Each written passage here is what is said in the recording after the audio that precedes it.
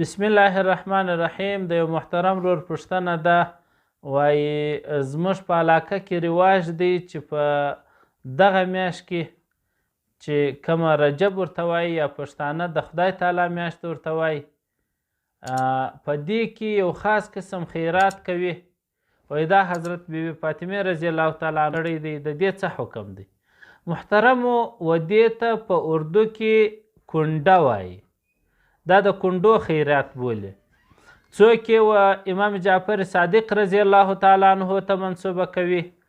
محترمو، نفلي هغه که عبادات دي خو پر خپل ځای دي، او که چیرې صدقات دي دا خاص وخت د تعیین ضروري نه دی.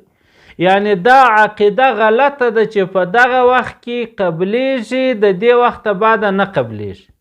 په دغه وخت کې خاص ثواب لري، د دې وخت بعد بیا ثواب نه لري.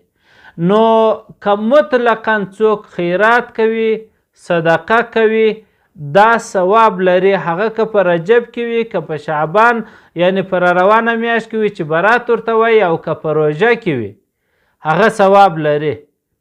نو محترمو، خاص د دې میاشتې سره خاصول او بیا په دې نیت کول چې دا پلانې کړی دی، لحاظه زه به خامخا کوم او هغه شی بغیر ثبوت دا صحیح کار نه دی. والسلام.